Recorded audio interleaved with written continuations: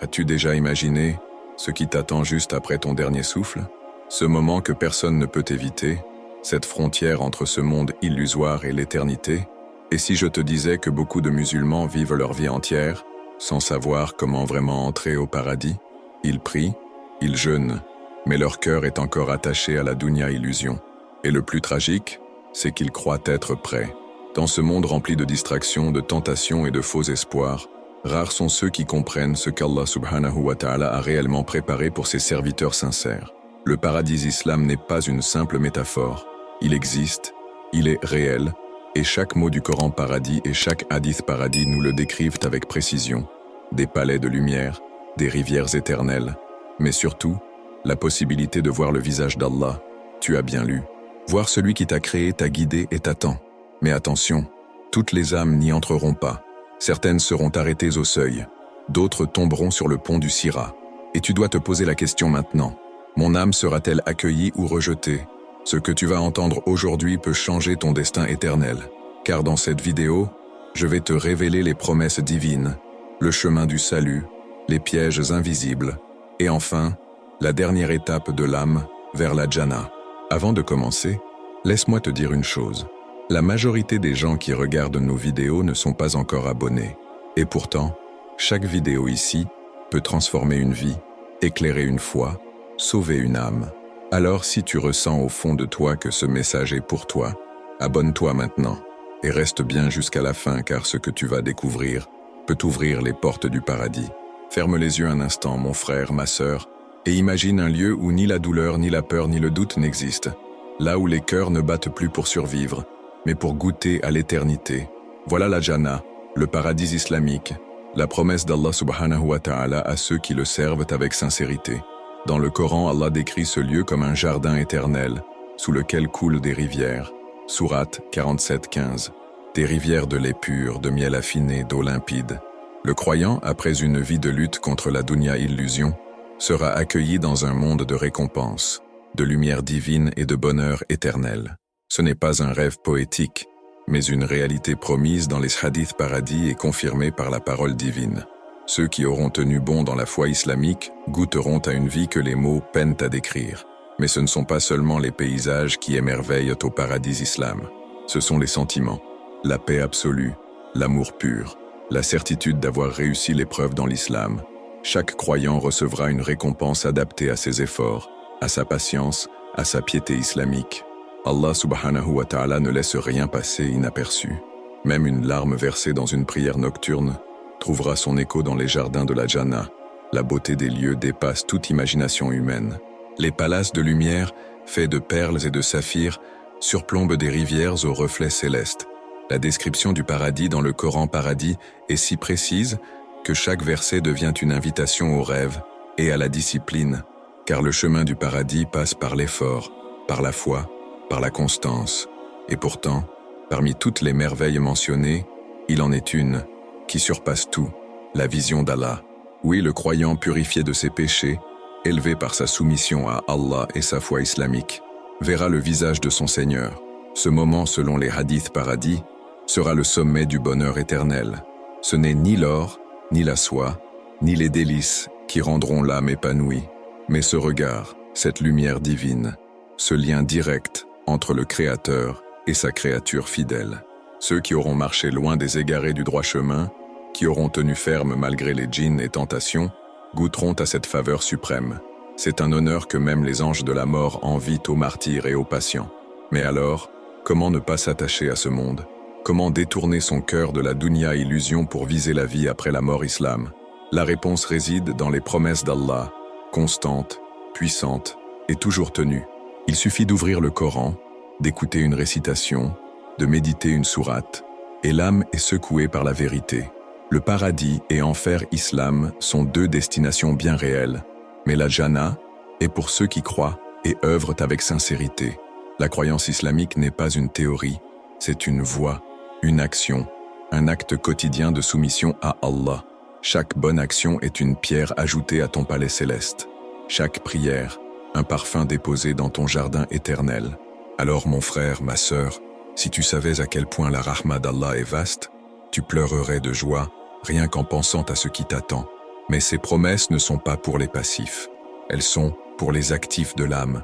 Ceux qui veulent comment entrer au paradis doivent le prouver par leurs gestes, leurs pensées, leur constance.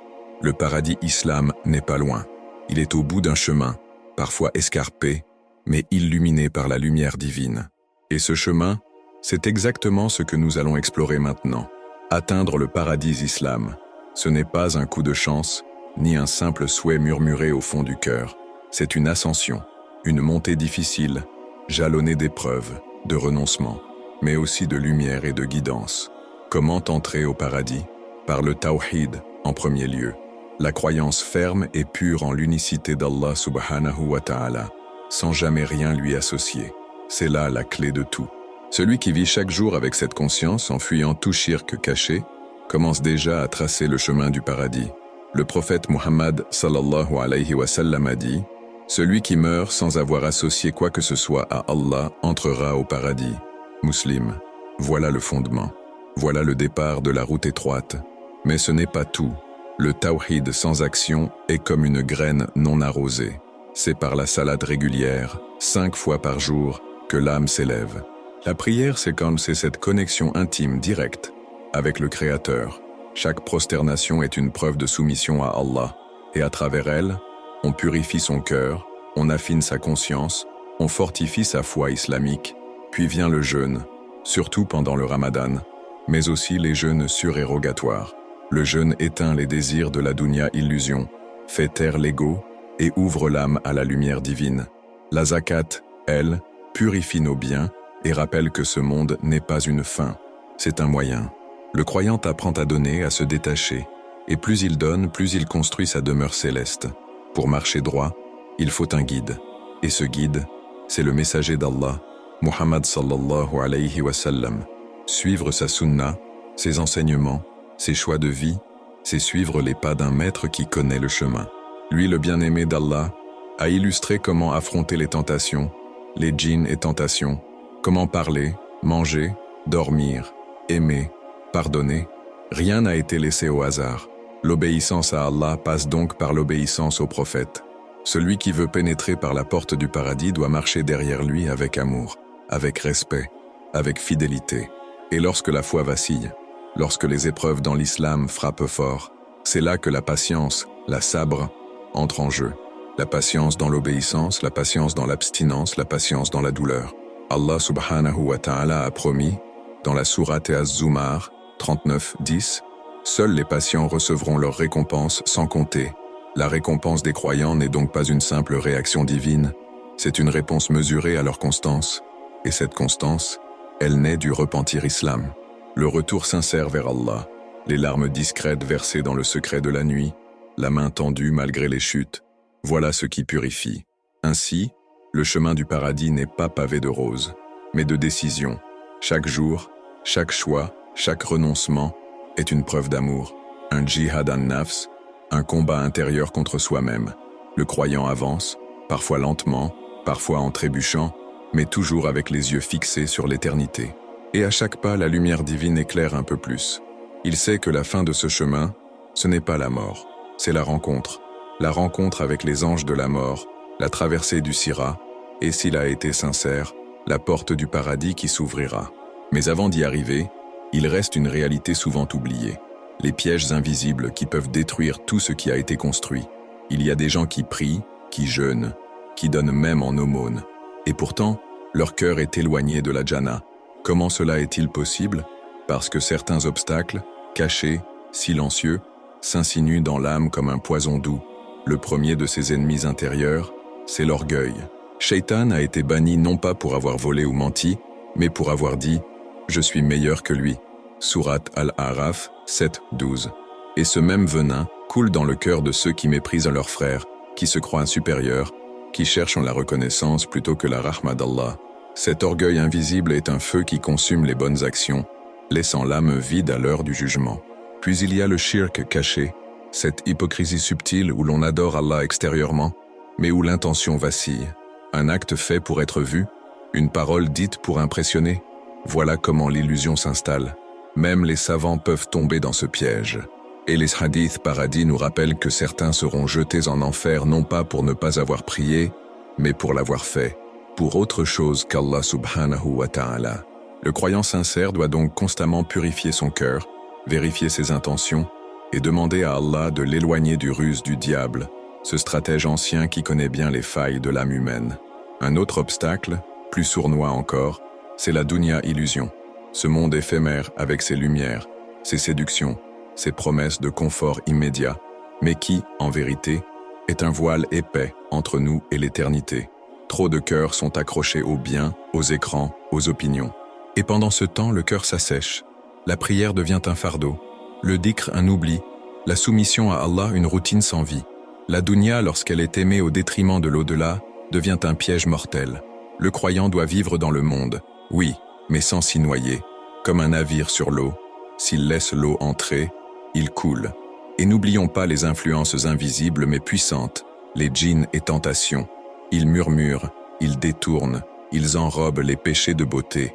Le croyant croit choisir librement, mais en réalité il est souvent poussé, manipulé.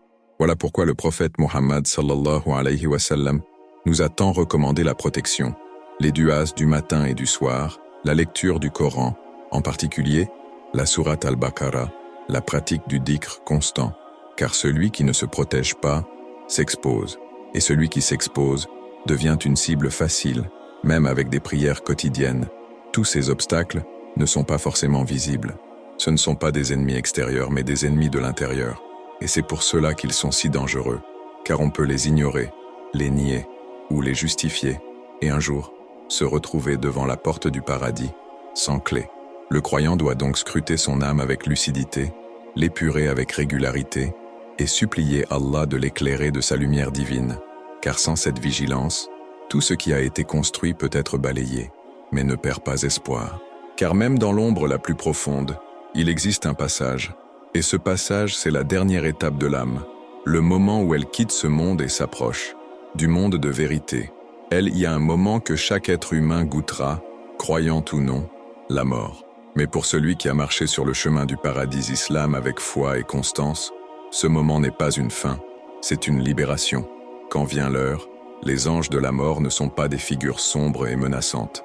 Pour le croyant sincère, ils apparaissent sous des formes de lumière, avec des visages brillants, des parfums célestes et des paroles apaisantes. Sors, ô âme paisible, vers le pardon et la satisfaction de ton Seigneur. Hadith rapporté par Ahmad. À cet instant, tous les sacrifices, toutes les larmes versées dans la discrétion des nuits prennent enfin leur sens. C'est la récompense des croyants, la promesse d'Allah subhanahu wa ta'ala accomplie. Mais avant d'atteindre la Jannah, l'âme devra traverser le Sirat, ce pont plus fin qu'un cheveu, plus tranchant qu'une lame. Chacun le traversera, porté par ses œuvres. Ceux dont la foi islamique était solide passeront avec la vitesse de l'éclair. D'autres tomberont. Ceux qui auront vécu dans la dunya illusion, distraits par les biens et l'orgueil, sans repentir islam sincère, risquent de basculer dans les abîmes. Le Sirat est un test final, une ultime épreuve dans l'islam où rien n'est caché. Et c'est là qu'on réalise que chaque prière négligée, chaque acte de piété islamique abandonné, peut peser lourd ou très lourd. Lorsque l'âme arrive aux portes du paradis, elle est accueillie avec des mots que tout croyant espère entendre. Paix sur vous, vous avez été patient, combien excellente est votre demeure finale. Sourate Ar-Ra'd 13-24. Et là, les portes du paradis s'ouvrent. Ce ne sont pas de simples ouvertures physiques, mais des portails dimensionnels vers la rahma d'Allah, vers un monde où le temps n'existe plus, où la douleur est oubliée. Chaque croyant y trouvera ce qu'il aimait dans ce bas monde, mais purifié, magnifié, éternel. Les jardins, les palais, les compagnons, les rivières, les fruits, les plaisirs permis, tout cela, et bien plus encore. Mais le plus grand honneur, la plus grande récompense, dépasse toute imagination. C'est la vision d'Allah subhanahu wa ta'ala. Ce moment décrit dans les hadiths paradis comme le plus sublime est réservé à ceux qui ont traversé l'existence avec fidélité, qui ont su refuser les djinns et tentations, qui ont marché malgré les ténèbres de l'âme. Voir Allah, ressentir sa lumière divine sans voile, c'est une extase que rien d'autre ne peut égaler. Ce n'est pas un rêve mystique, c'est une promesse. Et cette promesse attend celui qui choisit le chemin du paradis chaque jour. Ce dernier voyage, aussi redouté soit-il par beaucoup, peut devenir pour le croyant un moment de pure beauté. C'est le retour vers la source, la soumission à Allah, les pleurs de regret, la constance malgré les épreuves. Tout cela est noté, enregistré, valorisé. Le paradis et enfer islam sont des réalités qu'on touche après ce voyage. Mais le croyant ne marche pas seul. Il est entouré de ses œuvres, de ses prières, de ses jeûnes, de ses invocations nocturnes. Et au bout du chemin, la lumière éternelle. Et maintenant que tu sais ce qui t'attend, reste bien jusqu'à la fin de cette vidéo, car ce que tu vas découvrir ensuite pourrait transformer à jamais ton lien avec l'au-delà. Et toi, crois-tu vraiment être prêt à entrer au paradis si l'ange de la mort venait te chercher ce soir? Dis-moi dans les commentaires, qu'est-ce qui, selon toi, te rapproche ou t'éloigne de la Jannah? Ton témoignage peut inspirer ou réveiller une autre âme. Ne garde pas ça pour toi. Si ce message t'a touché, abonne-toi maintenant et active la cloche pour ne manquer aucun des prochains rappels spirituels. Tu ne sais jamais lequel peut changer ta vie ou ton éternité. Le prochain épisode que tu vas voir apparaître à l'écran va encore plus loin. Il te dévoile les secrets des dons spirituels dans l'islam, comment ils se manifestent et comment les reconnaître. Moi, c'était Lumière dans l'ombre, et je te dis que ta foi te guide jusqu'au dernier souffle.